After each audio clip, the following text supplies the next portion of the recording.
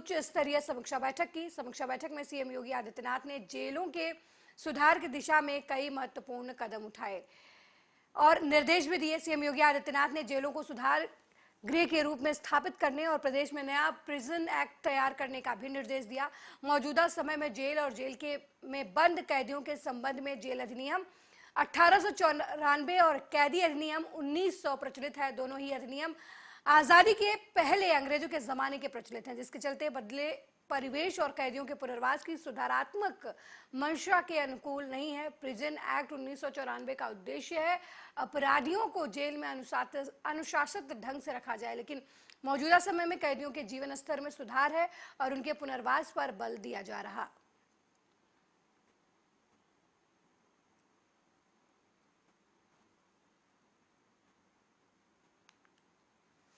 वहीं गुजरात सीएम भूपेंद्र पटेल ने गुजरात में आए बिपरजॉय पर बात की।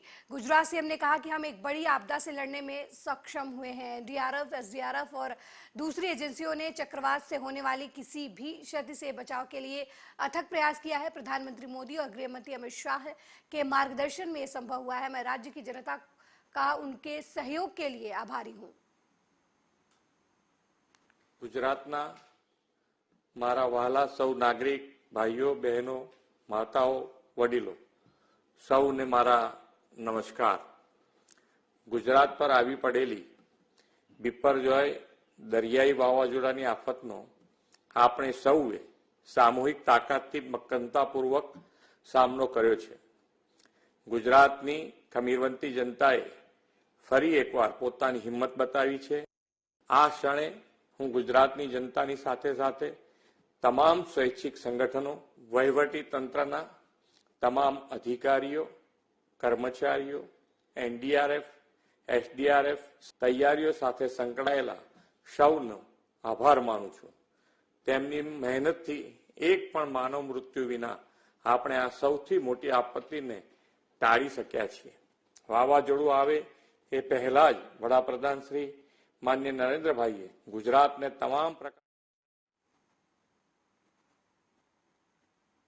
वहीं मुंबई में बिग बॉस ओटीटी सीजन 2 के लॉन्च के मौके पर बॉलीवुड अभिनेता सलमान खान ने मीडिया से बातचीत की। Salman Khan big boss OTT season 2 को होस्ट कर रहे हैं। सलमान ने मीडिया से बातचीत करते हुए क्या कुछ कहा, आप भी सुनिए।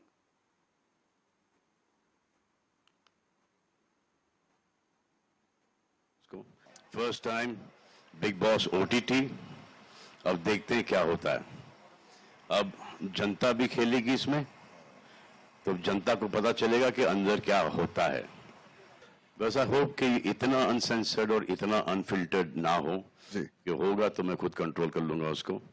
आई जस्ट थिंक दैट एक हमारे सभ्यता के हिसाब से चले ये ओटीटी, इसलिए मैं इस ओटीटी का पार्ट हूँ। एक्चुअली करण और अफारा अवेलेबल नहीं थे बहुत बिजी थे, तो इसलिए मुझे ये ओटीटी, उसके बाद मॉडल बना, उसके बाद फिल्मों में आया, फिर टीवी पर आया और फिर अब ओटीटी।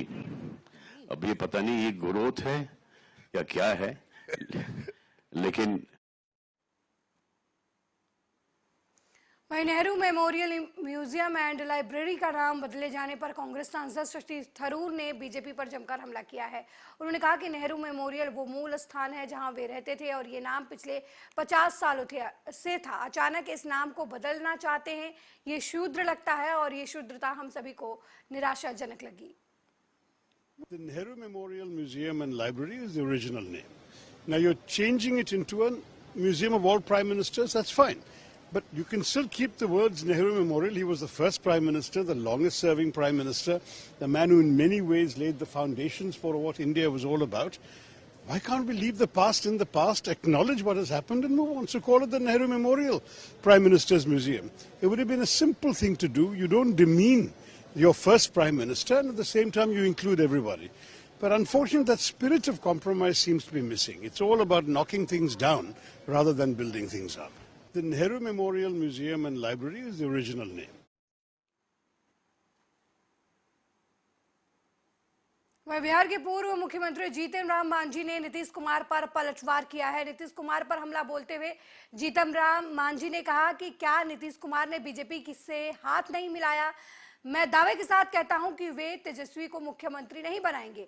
हो सकता है कि एक ऐसा समय आए जब नीतीश कुमार मुख्यमंत्री बनने के लिए फिर से बीजेपी के साथ चले जाएं। देखिए, भाजपा से मिलने के कहाँ कोई प्रमाण है, और मैं कहता हूँ क्या नीतीश कुमार भाजपा से मिलकर के सरकार नहीं बनाए हैं क्या? अगर मिलने होगा हमको तो भाजपा अंत्यज है क्या? लालू जी भाजपा से मिलकर सरकार नहीं बनाए हैं क्या? तो नीतीश कुमार कौन मुंह से बोलते हैं कि भाजपा के साथ जा रहे हैं और भाजपा बहुत खराब पार्टी है? जब क्या तो कहा जाता है कि सब कुछ खा लिया उसके बाद आज परहेज करते हैं। बतावें कि भाजपा के साथ सरकार नहीं बनाए हैं। वो तो सिर्फ चीफ मिनिस्टर रहने के लिए ऐसा करते रहे, कभी भाजपा कभी राजद, और आज तेजस्वी जी को आज लॉलीपॉप दिए हुए हैं। मैं कहता हूं दावे के साथ कि तेजस्वी को मुख्यमंत्री नहीं बनावेंगे वो, और हो सकता है एक ऐसा समय कि देख लीजिएगा कि वो एनडीए के साथ चले जाएंगे। वहीं पश्चिम बंगाल की सीएम ममता बनर्जी ने मणिपुर हिंसा को लेकर बीजेपी सरकार पर जमकर निशाना साधा। ममता बनर्जी ने केंद्र पर हमला बोलते हुए कहा कि मणिपुर में भी सेंट्रल फोर्स तैनात थी, लेकिन क्या हुआ? मंत्री का घर जला दिया गया, 150 लोगों की हत्या हुई। आपकी सेंट्रल फोर्स ने क्या किया? 2013 के चुनाव में भी सेंट्रल फोर्स तैनात थी, 39 लोगों की हत्या हुई। 2003 के चुनाव में सीपीएम के जमाने में 70 लोगों की हत्या हुई थी। সেন্ট্রাল ফোর্স নিয়ে এসো। আমি বলি সেন্ট্রাল ফোর্স তো মণিপুরেও নিয়ে গেছো, মন্ত্রীর বাড়ি জ্বালিয়ে দিয়েছে, 150 জনের উপর গুলিতে মারা গেছে। কি করেছে তোমার সেন্ট্রাল ফোর্স মনে নেই? সেন্ট্রাল ফোর্স দিয়ে ইলেকশন হয়েছিল 2013-তে, কতজন মারা গিয়েছিল? 39 জন। সিপিএম এর জমানায় 2003 সালে ইলেকশন হয়েছিল, সিপিএম এর জমানায় কত লোক খুন হয়েছিল? 70 জন খুন হয়েছিল। 2008 সালে সিপিএম এর জমানায় কত লোক খুন হয়েছিল? 36 জন খুন হয়েছিল। মনে রাখবেন, ভুলে যাবেন না।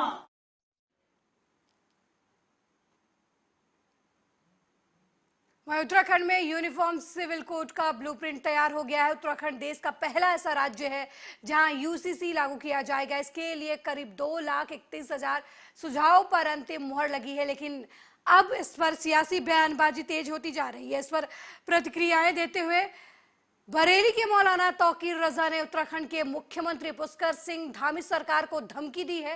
मौलाना तौकीर रजा ने धमकी देते हुए कहा कि हमने भी चूड़ियां नहीं पहन रखी, अगर सरकार ने कोई एक्शन नहीं लिया तो हम उत्तराखंड का घेराव करेंगे। वहीं विपक्षी पार्टियों ने भी यूनिफॉर्म सिविल कोड को लेकर बीजेपी पर जुबानी हमले शुरू कर दिए हैं। आरजेडी ने कहा कि यह बीजेपी का नफरती एजेंडा है कि उत्तरांचल में जो हिंदू महापंचायत बुलाई गई थी उसको स्थगित कर दिया गया। मेरा इस सिलसिले में कहना ये है कि उत्तरांचल में जो कुछ हो रहा है वो पूरे हिंदुस्तान में ये लोग दोहराना चाहते हैं, उत्तरांचल को मॉडल बनाना चाहते हैं उत्तराखंड को।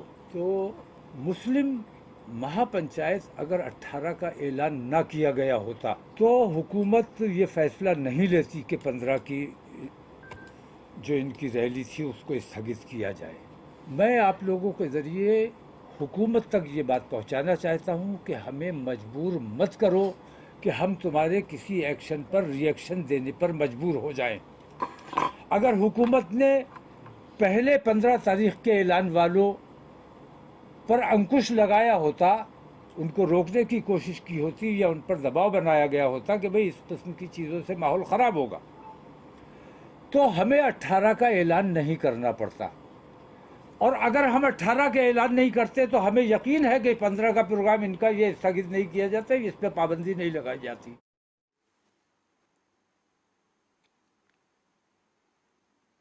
वहीं Nehru memorial museum and library society का नाम बदले जाने पर छत्तीसगढ़ सीएम भूपेश बघेल का भी बयान सामने आया है। वे कुछ नया खोल खोलने में कोई समस्या नहीं। उन्होंने गांधी नेहरू परिवार से समस्या है, उन्होंने राहुल गांधी का संसदीय दर्जा छीन लिया, उन्होंने उनका बंगला छीन लिया। अगर वो एक सामान्य व्यक्ति के रूप में अमेरिका जाते हैं और कुछ कहते हैं तो पूरी भाजपा बयान देना शुरू करती है। मतलब इनको तकलीफ है, नया खोल लेते और बना लेते, कोई तकलीफ है क्या?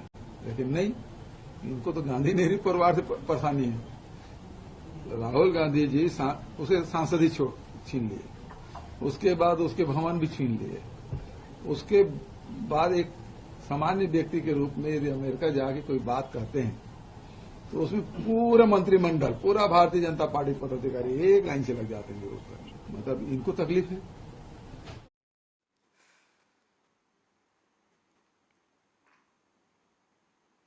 वहीं देश प्रदेश की सियासत में इन दिनों साधु संतों का खासा बोलबाला है और वहीं केंद्र और राज्य की सरकार फैमिली प्लानिंग को लेकर तमाम नियम कायदे कानून बना चुकी है। लेकिन हिंदुत्व खतरे का हवाला देते हुए कुछ साधु संत हिंदुओं को ज्यादा से ज्यादा संतान पैदा करने की सलाह दे रहे हैं। अब सुमेरु पीठ के शंकराचार्य नरेंद्रानंद सरस्वती ने कहा कि हिंदुओं को कम से कम 5 बच्चे पैदा करना चाहिए। शंकराचार्य नरेंद्रानंद सरस्वती का कहना है कि हिंदुत्व लगातार खतरे में होता जा रहा है। देश में 15 ऐसे राज्य हैं जहां हिंदू अल्पसंख्यक हो गया है। ऐसे में अब आवश्यकता हो गई है कि हिंदू 5-5 संतानें पैदा करें। उन्होंने कहा कि संतान में कभी भी हमारे दो की परिकल्पना नहीं थी। यदि ऐसा होता तो राम लक्ष्मण के साथ भरत शत्रुघ्न नहीं होते और श्री कृष्ण भगवान का जन्म ही इस पावन धरा पर नहीं हो पाता। तो अपनी आबादी बढ़ाओ, जनसंख्या बढ़ाओ और ऐसी विषम परिस्थितियों में हम दो और हमारे दो का अगर नारा होता तो भरत शत्रुघ्न नहीं होते, और अगर 2 का बात होता तो कृष्ण इस धरा पर नहीं होते। इसलिए 5 संतान पैदा करो, अपनी कमाई का दशांश धर्म में लगाओ और संतों का मार्गदर्शन लेकर अपना कार्य करें। भगवान विश्वनाथ, माता अन्नपूर्णा, दंडाध्यक्ष बाबा भैरव आप सबको शक्ति दें, समर्थ दें और जिस लक्ष्य उद्देश्य को पाठक जी, माननीय विधायक जी ने कार्यक्रम रखा है, अपना लक्ष्य उद्देश्य प्राप्त करें, अपनी आबादी बढ़ाओ।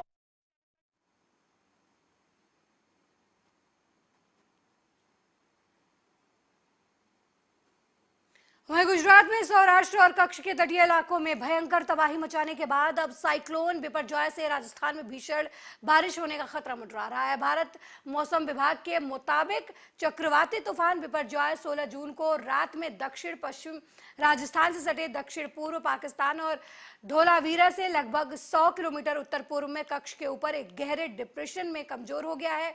अगले 12 घंटों के दौरान इसके एक डिप्रेशन में और कमजोर होने की उम्मीद है। IMD के मुताबिक पूर्वी राजस्थान में भीषण बारिश होने की उम्मीद है। इसके लिए पूर्वी राजस्थान में रेड अलर्ट घोषित किया गया है, जबकि पश्चिमी राजस्थान में ऑरेंज अलर्ट जारी किया गया है। किसी भी हालत से निपटने के लिए राजस्थान में प्रशासन अलर्ट है।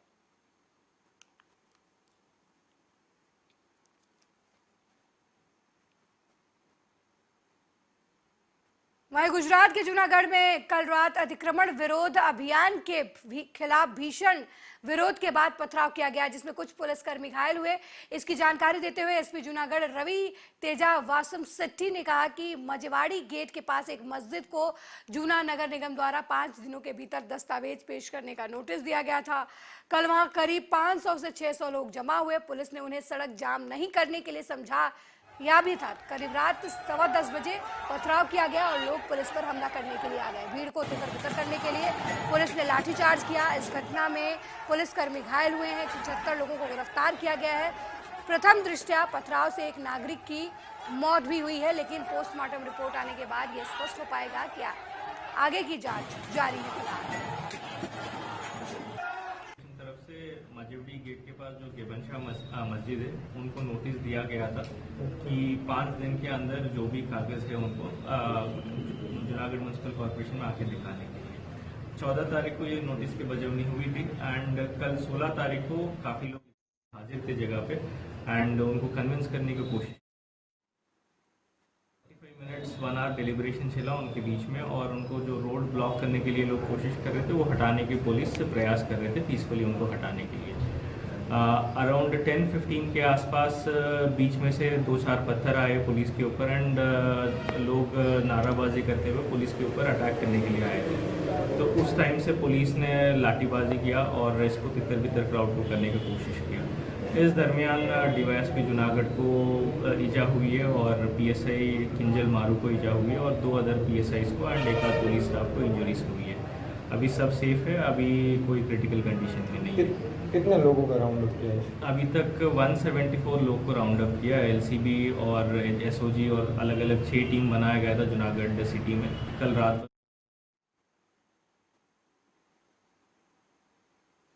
और रामचरितमानस को लेकर बिहार में सियासत थमने का नाम नहीं ले रहा। पहले राजद नेता और शिक्षा मंत्री चंद्रशेखर ने रामचरितमानस के दोहे पर सवाल खड़े करते हुए इसे पिछड़ों और दलितों का अपमान करने वाला बताया था। अब राजद के ही दानापुर सीट से विधायक रीतलाल यादव ने रामचरितमानस को लेकर आपत्तिजनक बयान दिए हैं। राजद विधायक ने कहा कि रामचरितमानस की रचना एक मस्जिद में की गई थी।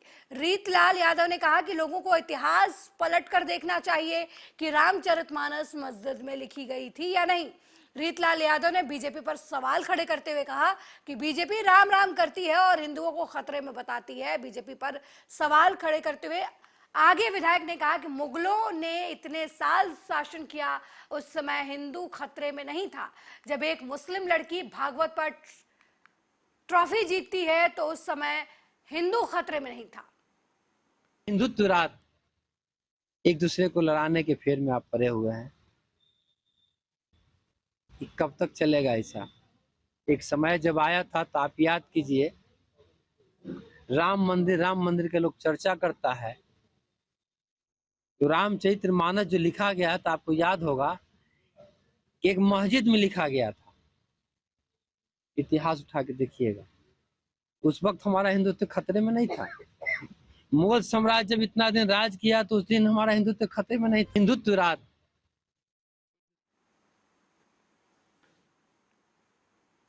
वहीं गोरखपुर के विजय चौक की विजय टॉकीज में लगी फिल्म आदि पुरुष भगवान श्री राम के जीवन पर आधारित फिल्म है, जिसे देखने के लिए लोगों का हुजूम देखने को मिल रहा है। और इसी फिल्म को देखने के लिए सांसद रवि किशन भी पहुंचे। साथ ही विश्व हिंदू महासंघ के लोग श्री हनुमान चालीसा का पाठ कर फिल्म का समर्थन कर रहे हैं और दर्शकों को प्रसाद भी बांट रहे हैं। साथ ही हनुमान जी का फोटो भी दर्शकों को दिया जा रहा है।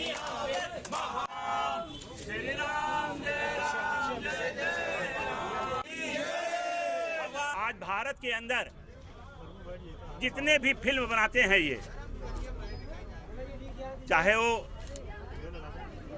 किसी भी तरह का मूवी बनाते हो, इसमें आज तक हमारे सनातन धर्म के देवताओं का अनादर करने का इन्होंने कार्य किया था। आज भी जो मूवियाँ जो बनती हैं, इनके कभी जैसे कि मान लीजिए कि इन्होंने फिल्म बनाया और सनातन धर्म के हमारे शंकर जी को, हनुमान जी का इन्होंने अनादर करते हुए फिल्म को बनाया, जिस पर मैंने काफ़ी विरोध किया था, काफ़ी विरोध किया, असफल रहा हो।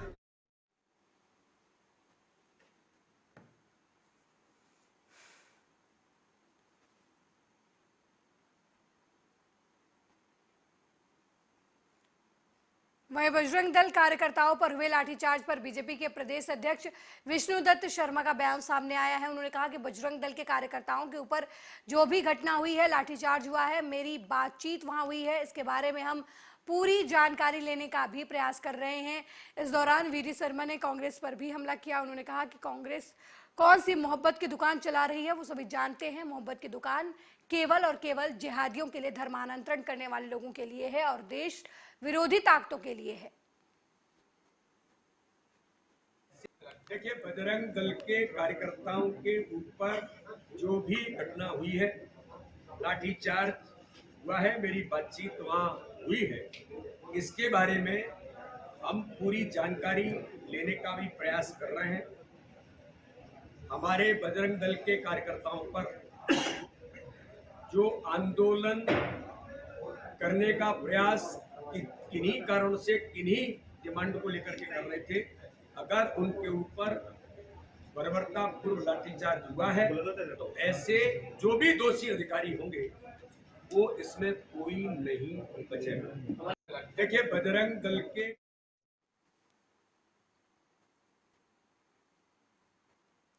वहीं छिंदवाड़ा जिले के सांसद नकुल नाथ के जन्म दिवस के अवसर पर चांद नगर के शासकीय चिकित्सालय परिसर में स्वास्थ्य शिविर का आयोजन किया गया।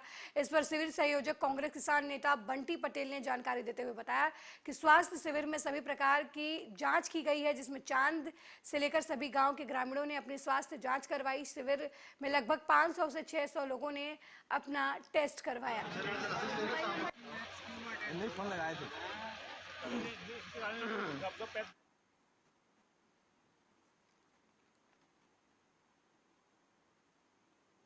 वहीं दतिया जिले के इंदरगढ़ पुलिस ने एक वाहन चोर गिरोह का पर्दाफाश करने में बड़ी सफलता हासिल की है।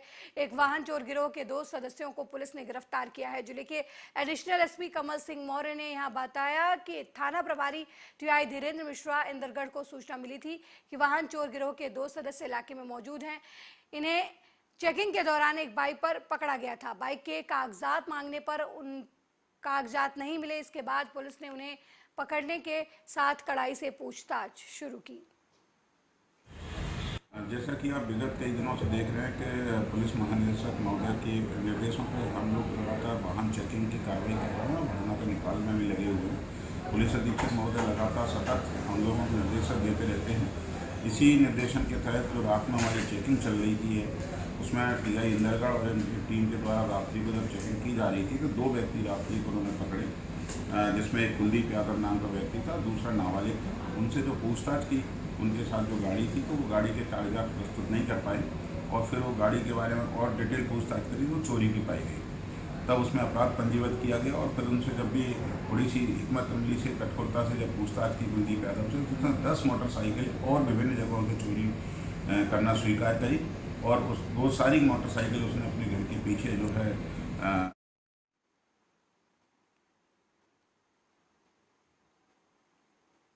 वह पुरानी पेंशन बहाली और निजीकरण के विरोध में अटेवा संघ के राष्ट्रीय अध्यक्ष रथ यात्रा लेकर कानपुर देहात पहुंचे, जहां कर्मचारियों ने अटेवा के राष्ट्रीय अध्यक्ष विजय बंधु और उत्तर प्रदेश पंचायती राज ग्रामीण सफाई कर्मचारी संघ के पूर्व महामंत्री राघवेंद्र श्रीवास्तव का कर्मचारियों ने जोरदार स्वागत किया। ये रथ यात्रा 1 जून से बिहार के चंपारण से शुरू हुई है और मध्य प्रदेश से होकर 30 जून को महाराष्ट्र पहुंचेगी, जहां पर रथ यात्रा का समापन होगा। रथ यात्रा लेकर कानपुर देहात पहुंचे अटेवा संघ के राष्ट्रीय अध्यक्ष विजय बंधु ने हजारों कर्मचारियों के साथ रैली भी निकाली, जो अकबरपुर होते हुए 12 टोला प्लाजा तक पहुंची। हुई अटेवा संघ के राष्ट्रीय अध्यक्ष विजय बंधु और उत्तर प्रदेश पंचायती राज ग्रामीण सफाई कर्मचारी संघ के पूर्व महामंत्री राघवेंद्र श्रीवास्तव के कार्यक्रम को संबोधित करते हुए कहा कि अटेवा संघ पुरानी पेंशन बहाली और निजीकरण का विरोध करती है। कर्मचारियों के हक की लड़ाई के लिए हम किसी भी स्तर पर जाकर लड़ेंगे और बुढ़ापे के सहारे के लिए इसे लेकर रहेंगे। 1 जून से चंपारण से शुरू हुई एनपीएस निजीकरण भारत छोड़ो यात्रा आज कानपुर देहात में आई है। इसका एक ही मुख्य उद्देश्य है, पुरानी पेंशन बहाल हो और निजीकरण समाप्त हो, क्योंकि एनपीएस से जहां हमारा भविष्य खराब हो रहा है, वही निजीकरण से हमारे नौजवानों का वर्तमान खराब हो रहा है। इसीलिए भी सरकार से मांग है कि पुरानी पेंशन बहाल और निजीकरण समाप्त। 1 जून से चंपारण से शुरू हुई एनपीएस निजीकरण।